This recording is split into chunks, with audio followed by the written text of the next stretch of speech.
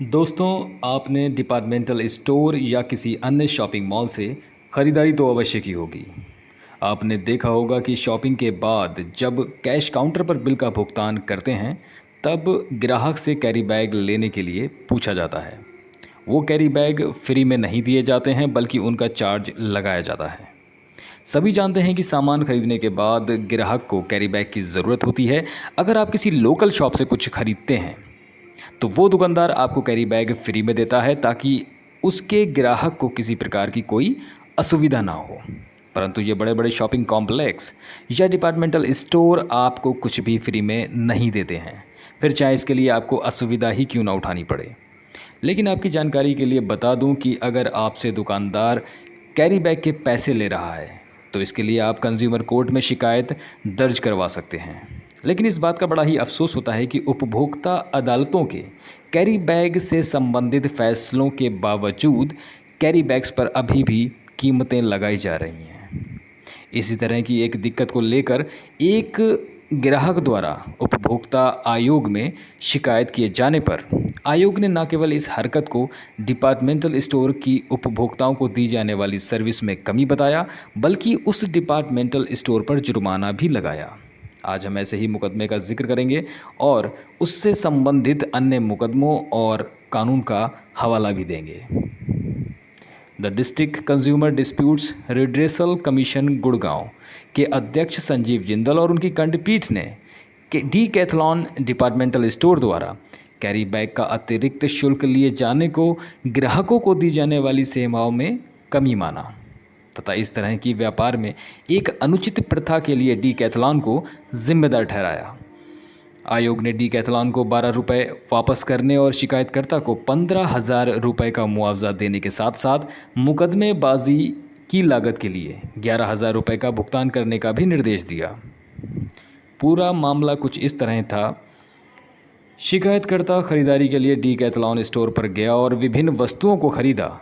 कुल 1909 रुपये का भुगतान किया। डीकैथलॉन ने कैरी बैग के लिए 12 रुपये अतिरिक्त शुल्क भी लगाया। शिकायतकर्ता ने तर्क दिया कि स्टोर ने उपभोक्ता संरक्षण अधिनियम 2019 का उल्लंघन किया, क्योंकि यह सेवा में कमी और अनुचित व्यापार प्रथा दोनों का गठन करता है। असंतुष्ट शिकायतकर्ता ने जिला उपभोक्ता विवाद निवारण आयोग गुड़गांव हरियाणा में डीकैथलॉन के खिलाफ शिकायत दर्ज करवाई।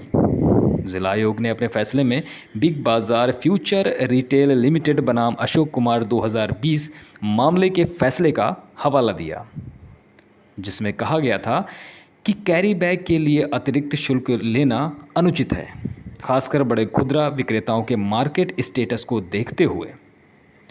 यह माना गया कि कैरी बैग के लिए शुल्क लगाना एक अनुचित व्यापार प्रथा का प्रतिनिधित्व करता है, क्योंकि ग्राहकों को अनिवार्य रूप से उन्हें खरीदने के लिए मजबूर किया जा रहा है।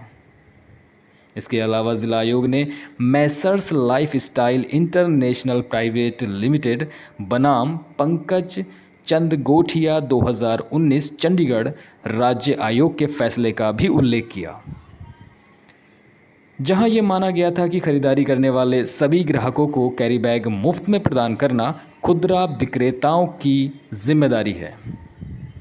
स्टेट कमीशन चंडीगढ़ ने the plastic waste management and handling rules 2011 में दिनांक 18/3/2018 को किए गए संशोधन का उल्लेख भी किया। संशोधन द्वारा खुदरा विक्रेताओं को कैरी बैग के लिए शुल्क लेने की अनुमति देने वाले प्रावधान को अमान्य कर दिया गया था। ये माना गया कि माल की बिक्री अधिनियम 1930 के तहत पैकेजिंग और माल को वितरण योग्य बनाने से संबंधित सभी प्रकार के जो खर्च होते हैं, वो विक्रेता द्वारा वहन किया जाना चाहिए, न कि ग्राहक द्वारा। नतीजतन जिला आयोग ने माना कि डीकैथलॉन ने सेवा में कमी की है और एक अनुचित व्यापार प्रथा का पालन किया है। इस वजह से डीकैथलॉन को कैरी बैग के लिए शिकायतकर्ता को 12 रुपये की राशि वापस करने का निर्देश दिया। डीकैथलॉन को शिकायतकर्ता को 15,000 रुपये के मुआवजे के साथ साथ मुकदमेबाजी में जो खर्च 11,000 रुपये उसके हुए थे, उसका भी भुगतान किए जाने का निर्देश दिया। अब हम एक अन्य केस का जिक्र करेंगे, जहां 7 रुपये के कैरी बैग के लिए देना पड़ गए थे 3,000 रुपये का जुर्माना। दिल्ली की एक उपभोक्ता अदालत ने रिलायंस ट्रेंड्स को एक ग्राहक से कैरी बैग के लिए 7 रुपये चार्ज करने के लिए 3,000 रुपये का जुर्माना लगाया था। कंपनी ने तर्क दिया कि कैरी बैग खरीदना वैकल्पिक था और ग्राहकों को इसे खरीदने के लिए बाध्य नहीं किया गया था। उन्होंने कहा कि उपभोक्ता ने स्वेच्छा से इसे खरीदा था और उसके अनुसार ही बिल बनाया गया था। परंतु अदालत ने कंपनी के इस तर्क को नहीं माना। इसी तरह बेंगलुरु की एक अदालत ने multinational furniture retailer IKEA store को एक महिला को कैरी बैग के लिए 20 रुपये वसूलने पर 3,000 रुपये का भुगतान करने का आदेश दिया। अब हम बात कर लेते हैं इसके कानूनी प्रावधान पर। यदि किसी ग्राहक को इस तरह की किसी भी प्रकार की कोई असुविधा होती है तो उसके पास एक कानूनी प्रावधान मौजूद है, उपभोक्ता संरक्षण अधिनियम 2019। इस अधिनियम की धारा 34 और 35 के तहत उपभोक्ता अपनी शिकायत दर्ज करवा सकते हैं। इन दोनों ही धाराओं में बताया गया है कि किस तरह से और किस प्रक्रिया के तहत और कहां पर अपनी शिकायत दर्ज करवाई जा सकती है।